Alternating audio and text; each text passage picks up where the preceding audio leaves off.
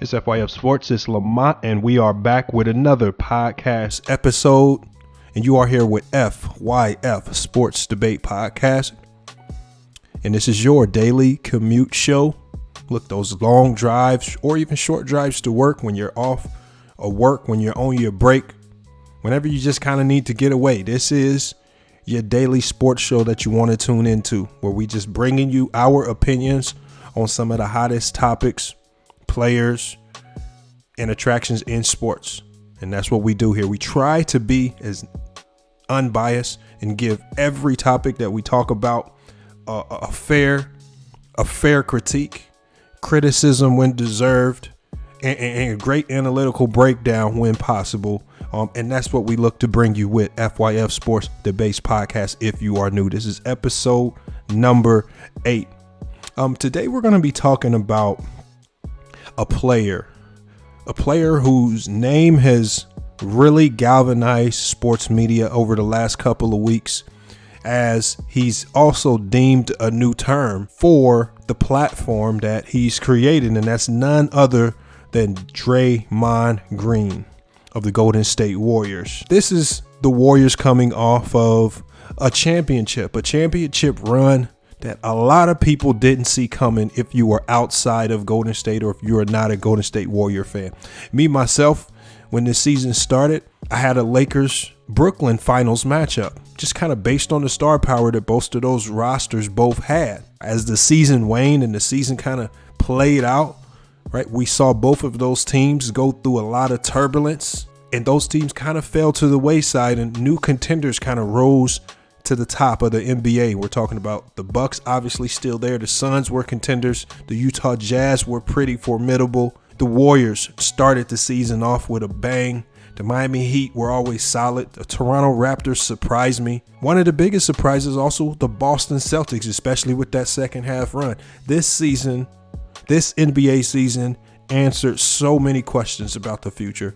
But, the future of the NBA is something that we could discuss later. I think today I want to stick to the topic of Draymond Green coming off their 4th championship, one that many people didn't think was possible that they could win. When you look at this Golden State Warrior roster, it doesn't mirror some of the teams of past. When you look at the 2015 team with the vets and the veteran presence, with the depth in the bench, star power, Steph Curry in ultimate form. In the other championship runs when they had Kevin Durant, obviously star-studded lineups that ultimately look like the super team of all super teams. But then you have the 2022 team. This Golden State Warrior team was filled with youth, athleticism, lacked a lot of experience, question marks in Andrew Wiggins, Jordan Poole, a young player. When he's hot, he's hot.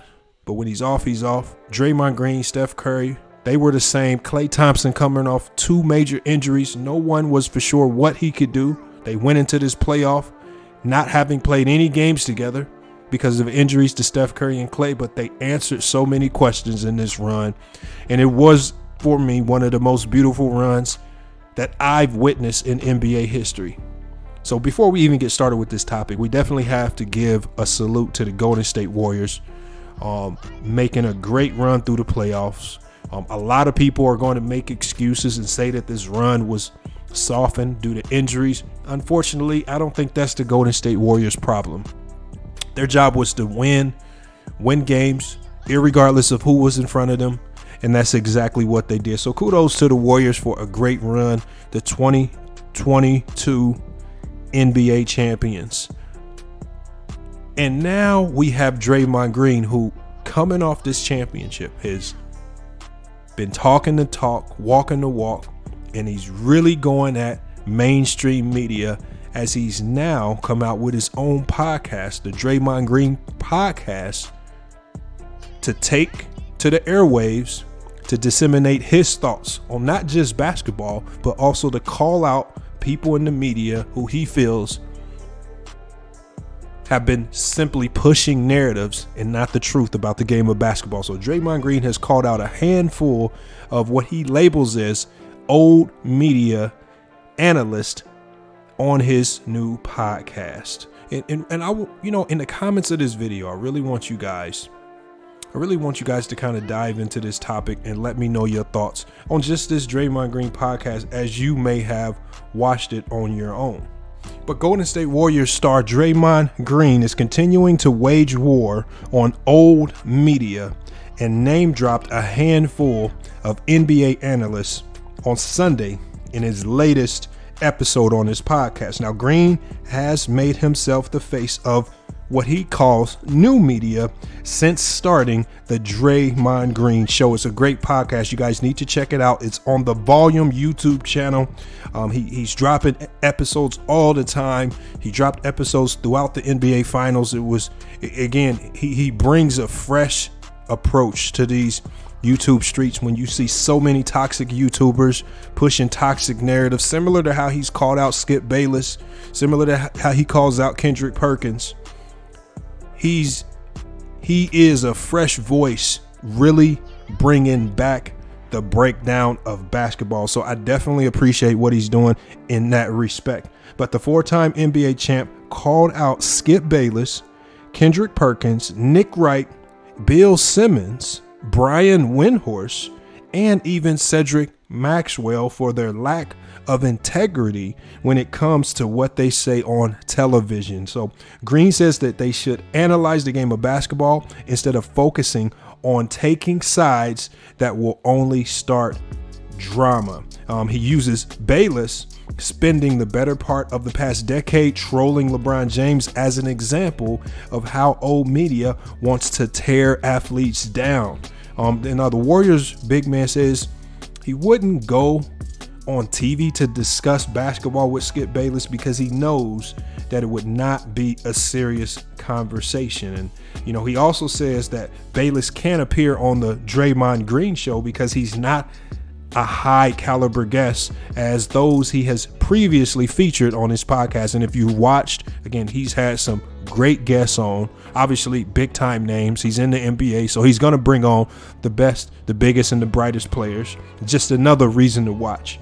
But Green continued by going at former NBA player Kendrick Perkins for mimicking the style of Skip Bayless instead of becoming a real, as he labeled it, a real analyst like JJ Redick. And again, JJ Redick, who also has started his own sports podcast, does great breakdowns, great interviews with NBA players and on some of the hottest NBA topics. But Perkins recently said on Redick's podcast that he once prayed for LeBron James to tear his ACL, and also admitted that many of his hot takes are provided to him by ESPN producers. Now, Green tells Perkins that as a former player, he should take the time to analyze the game like JJ Redick or even CJ McCollum did, instead of delivering clickbait takes. And he also spoke about Nick Wright, a friend of the Volume sports creator Colin Cowherd, for trashing the Warriors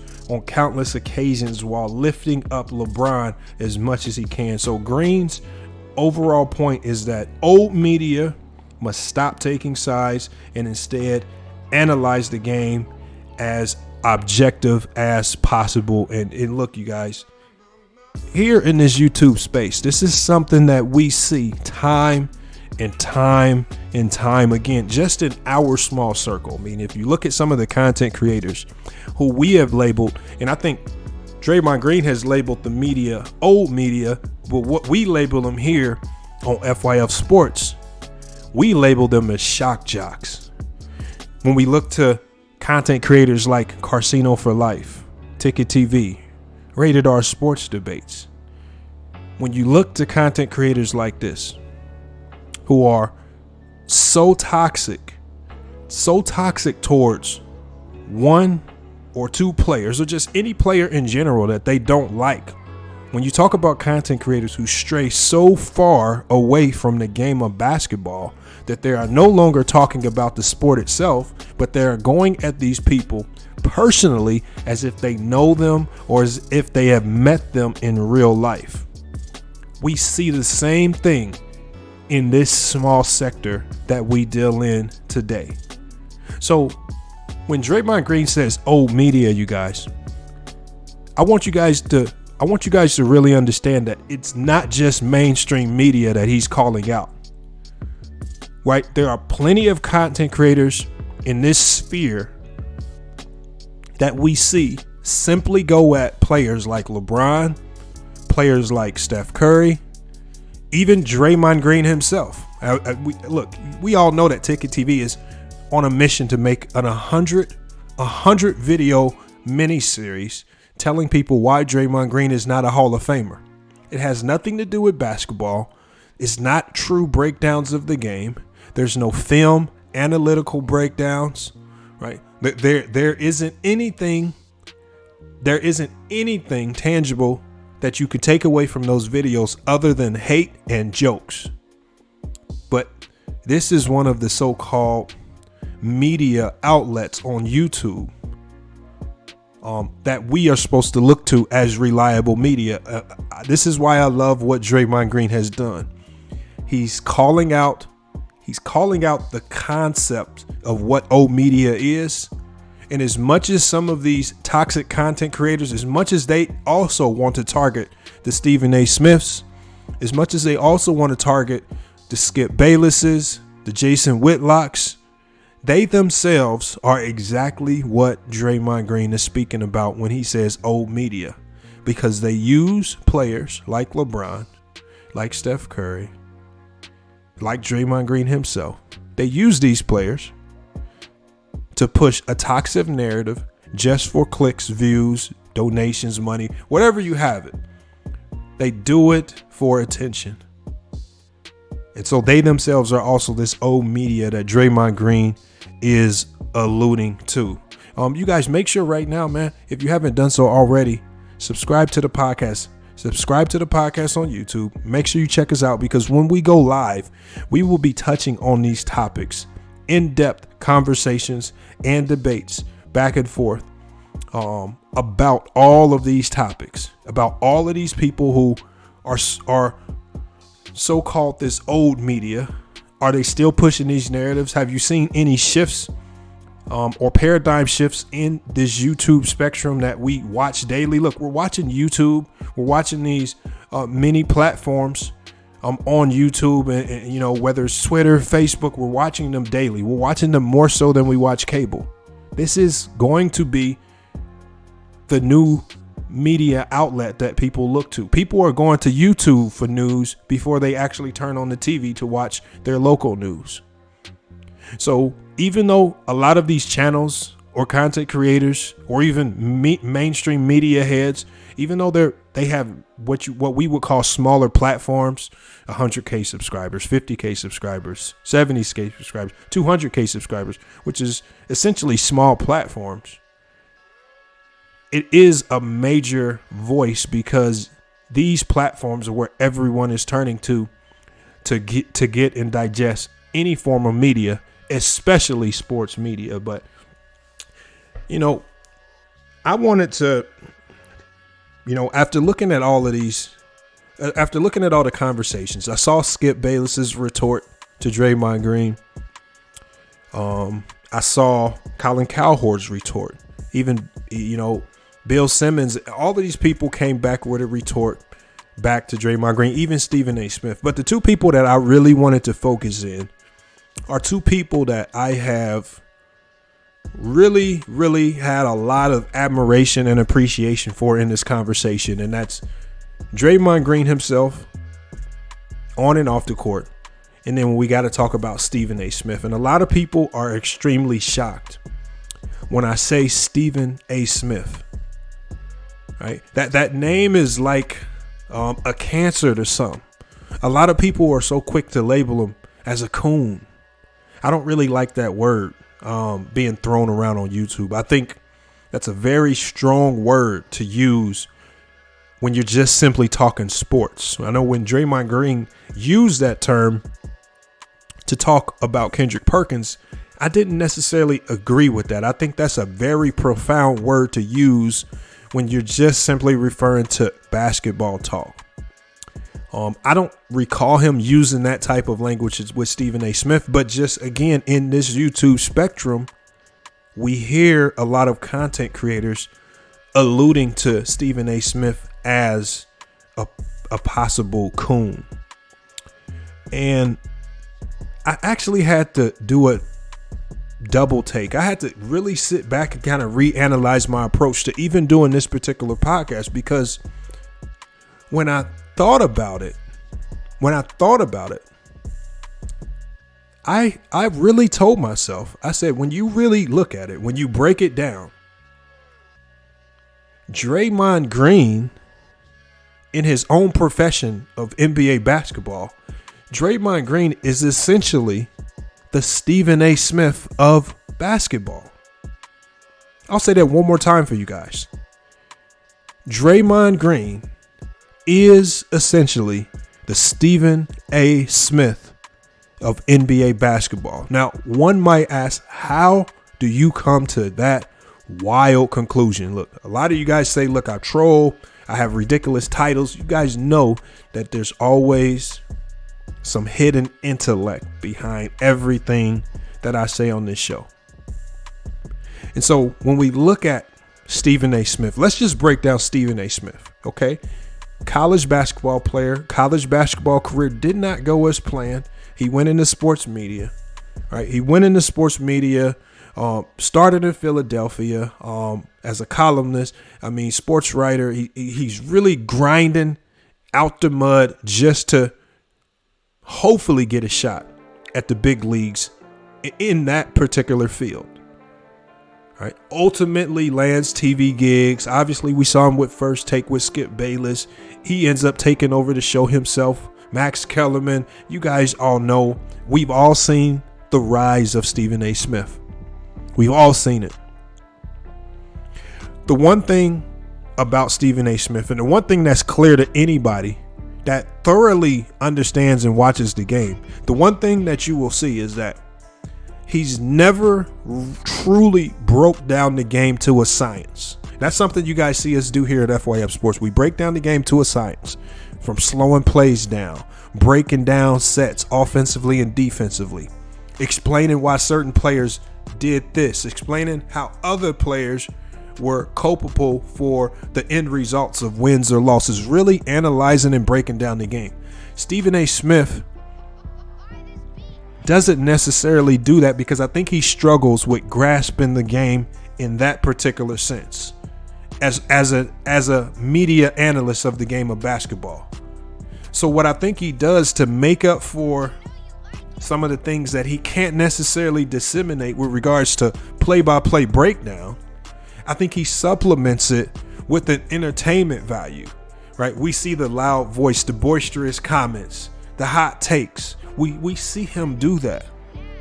I think it's part of Stephen A. Smith just doing what he does to be Stephen A. Smith. If I turned on First Take and I saw Stephen A. Smith doing a NBA film study breakdown of, similar to what we see Tim Legler do, I might just turn it off. I might not watch.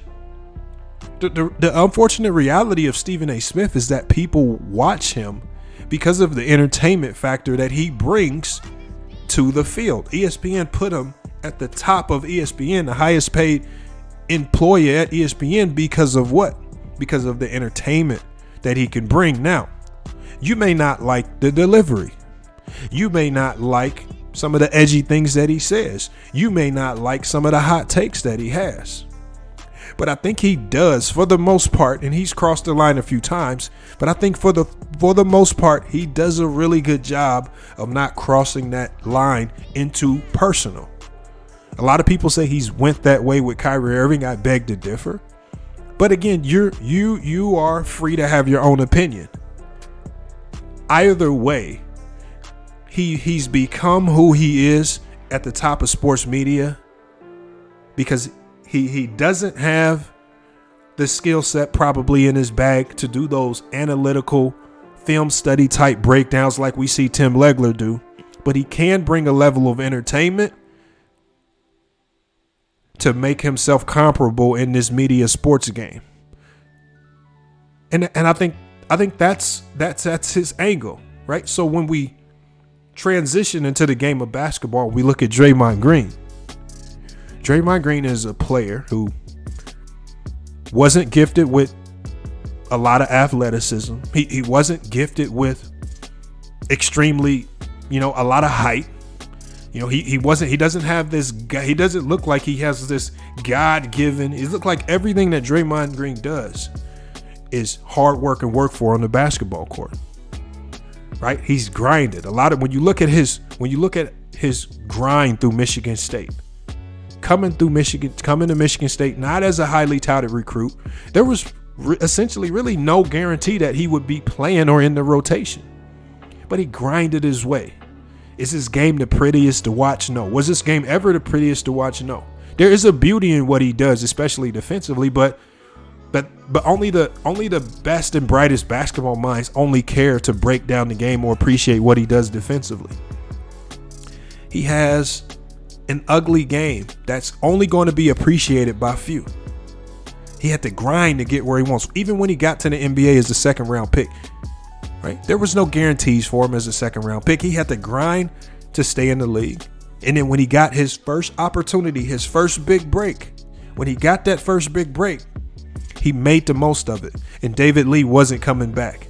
He wasn't going to allow David Lee to get that starting spot. And he didn't just do it. He showed Mark Jackson through his performance on the court. But did he do it by transitioning his game into being Allen Iverson? Did he do it by transforming his game into a Kobe Bryant style game to wow people with his offensive prowess? No, he didn't. What he did was he became a type of player that's going to get in your face, loud, boisterous, potentially get texts. He's going to rough you up. He's going to be physical. He's going to toe the line with the refs, right? He's going to get into your head mentally, right? These are all the things where we just heard it this playoff. All the Draymond Green critics just this playoff, what were they saying? They were saying Draymond Green just needs to stop with all the antics. Draymond Green just needs to play basketball. Unfortunately, Draymond Green never just played basketball. Draymond Green has always toed the line. He's always been loud. He's always been boisterous. He's always done things that a lot of people would consider not basketball. He gets under people's skin. And so when you compare that with Stephen A. Smith, similarly, Stephen A. Smith is not going to wow you with the tactical breakdowns, the X's and O's of the game. But he is going to be edgy. He's going to get under your skin with the takes, right? He's going to try to be funny. He's going to be loud and boisterous. And he's going to do those things to supplement what he wasn't naturally gifted with, which was the gift of gab, similar to what Tim Legler does. What Tim Legler does when he breaks down these games, when he slows, that's a gift, right? They're even for Draymond Green's even stated himself, former NBA players like Kendrick Perkins, they struggle with properly breaking down the game themselves. So just because you're an NBA player, it doesn't guarantee that you will have that gift. So I think with Stephen A. Smith, he's making the most of the talent that he has, and he's paved a lane in the league by being a certain way, boisterous, getting under people's skin, right? Hot takes, similar to Draymond Green, who, when you look at outside of his crazy, arm length, he really didn't come into the NBA with a high level of intangibles where you said this guy could potentially be the greatest defender of all time, as we have alluded to on this channel. Coming into the NBA, he was a second round pick. People didn't expect much of him. So he did a lot of things that people would potentially consider not basketball, not part of the game. If you hear the corny people, right? All the people who act as if this game is supposed to be played with these players silent, not talking trash to each other. All the people say he should be this proper guy and not talk. Oh, he's not an all-star. He shouldn't be talking this much because he's not an all-star. I hate that. He became Draymond Green by being this type of character on the court. And I don't believe it's a character. I believe it's truly him. And similar to Stephen A. Smith, I don't necessarily believe it's a character that he plays. I truly believe this is Stephen A. Smith. Too many people have confirmed that off camera, this is how he is. So as much as I appreciate Draymond Green, especially on the court, As you guys already know, I've labeled him the greatest defender all time, primarily based on the versatility of his game. It's hard for me to watch him go at. Now, I can understand the Skip Baylesses, but it's hard for me to watch him go at Stephen A. Smith when essentially they are one and the same. Draymond Green is the Stephen A. Smith of the NBA. The grind to get to where they were was unbeknownst to many. This is not something these guys did not come out of high school or college like 5-star prospects with this potential hope of being at the top of their professions. When Stephen A. Smith was that newspaper writer in Philadelphia, no one was saying behind the scenes, that guy right there, he's next up. I forecast him. No. A lot of successes that they've had, they have simply grinded out of the mud. And they grinded it out of the mud. And whenever you grind anything out of the mud, you are bound to ruffle feathers on the way. And Draymond Green's ruffled a number of feathers, from NBA players to past NBA players to people in the media. And Stephen A. Smith, he ruffles the feathers of players, other people in the media, YouTubers. We see it, even fans. Ruffles feathers. Look at how he treats the Dallas Cowboy fans. Ruffles feathers, but they have a love-hate relationship there. So, I like the connotation of the new media and the old media, but I think as we label people old media, which there are some people that definitely need to be labeled old media because their takes are based purely in hate. I cannot necessarily agree with the sentiment that that's where Stephen A. Smith's takes are rooted in or coming from. And with Kendrick Perkins, if he's willing to admit that some of his takes are driven by ESPN, well, unfortunately, well, at least he's telling us where they stem from. At least he's been honest about that. And if they're just using him as a mouthpiece, if he's willing to take a paycheck for it, not something that many would do, but he's willing to do that. He's willing to take that paycheck. He's willing to feed his family to do that. And I can't knock a man who's making an honest living. It's just simply talking a game of basketball. Do I agree with his takes? No. I'm just not willing to go as far as labeling him a coon because of basketball takes, unfortunately. But, salute to Draymond Green. Salute to Stephen A. Smith. Even salute to Kendrick Perkins. Draymond Green is having enormous success with his podcast. I really appreciate the direction that he's going with it. I cannot wait to see that podcast grow more.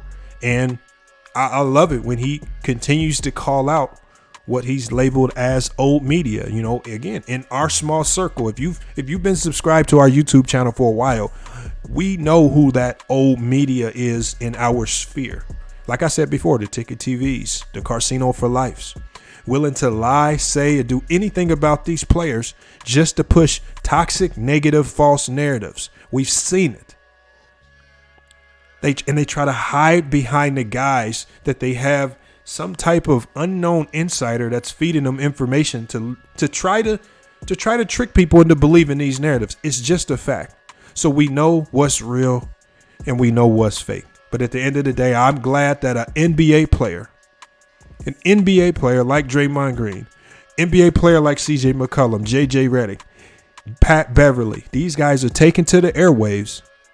And see, these media figures or these so-called YouTubers, they no longer can hide behind the guise of potential insiders.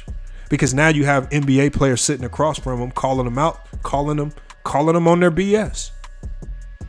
JJ Redick completely called out clutch points in Bleacher Report, calling them aggregate media, completely bogus takes. When they take a subject and when they flip it 4 or 5 times just to push a headline based out of drama and absolutely no truths. Right? When I was just having a conversation with someone on another platform and I said, hold on this Kyrie drama. I don't believe that everything we are hearing is truth. I would have to assume that the things that we're hearing about Kyrie Irving right now, maybe only 5% of it is actually true. 95% of it is for headlines and to keep people talking about the sport. And that's something that the NBA has been great at. Keeping us fans talking about the game even when the season ends. And as we go into the combine, as we go into summer league, I'm sure new topics are going to arise around these players, right? Whether it's Zion, whether it's Ben Simmons, whether it's Zach LaVine news, whether it's the Lakers trying to build out that roster, potentially adding another star, they're going to find ways to put racy headlines on all of your most popular media, or at least aggregate media sites like Clutch Points, Bleacher Report, Fadeaway World, just to keep people talking about the game. And I think you don't really have to hate media outlets like that. You don't even have to hate what people label as the old media. But what you do want to do is you want to understand what they are and why they're doing it. So when you hear some of the things that you hear, it doesn't necessarily bother you as much. And that's why when I see some of the topics that people put out on YouTube about LeBron, this is why it doesn't bother me as much anymore. This is why I don't really rush to go do a video on some of these topics, because I'm not surprised. And I think fewer and fewer people are going to take that same direction, because we just know a lot of these content creators are just simply haters. And they just don't want to admit they don't really understand the game. They don't understand the game well enough to do a comprehensive breakdown and to truly give criticism to players when it's deserved, but also give praise to players like Draymond Green, whether you like him or not, when it's deserved. Hey, but it's FYF Sports, man. It's been another great podcast episode. I truly hope you guys enjoyed this show. This is FYF Sports Debates. We are on Spotify, Amazon Music. We are on YouTube. I mean, just Google us. We're everywhere. But again, we are definitely trying to grow this platform, our daily commute show. I know this episode did go a little longer than most. We really try to keep the episodes between 20 to 25 minutes, but I really think this was a topic that needed to be discussed, at least for me to give my take. And look, I don't expect to agree with every single thing that Draymond Green says, even though I'm a huge fan. And I definitely don't agree with everything that Stephen A. Smith or the media says. There are some things I do agree with. And I think we just all need to learn to start taking these things with a grain of salt, and just appreciate, especially these players while they're here. Because look, y'all, the Warriors just won the championship in 2022. We will not see Steph Curry again when he's gone. A guy as intense as Draymond on the defensive side of the floor, I don't know if we'll see another Draymond for a long time. When Klay Thompson retires, I don't know if we're going to ever see another player who in less than 10 dribbles can drop an enormous amount of points, 50 and 60 points. I don't know if we'll see this. I don't know why we want to spend time finding hateful narratives to push. Because when these players are gone, and Kobe is the greatest example, all those people who spent time hating are now scrambling around trying to make up for years of hate, when all you have to do right now is just show appreciation and give fair, unbiased criticism. Just do that with these players, and it will actually take you in a much more positive direction. That's what I believe with your platforms. But again, as I said before, this is FYF Sports. This is our daily commute show. I hope you guys enjoyed the show. We will be back with more sports and news. Make sure you guys tune in. I think the next episode will be presented by none other than Abel Mahari of Mahari Nation Sports Podcast. I know he's gotten back from the Special Olympics. He's a participant, had a crazy weekend. So again, if you guys, his link to his YouTube channel is going to be in the description of the video. Make sure you guys go over to his channel, comment on one of his videos, and just show some appreciation, because again, he's one of the few people that I know with an ESPY, right? He has Olympic medals, and you know what? And he's so humble that these are things that he just doesn't talk about. So make sure you guys give him his salutations when you head over to his channel on YouTube. Make sure you give him his just due in the comments, and let him know, look, he's in the Olympics. He's gearing up for it again, and he's looking forward to representing this country. But it's FYF Sports from another great podcast episode.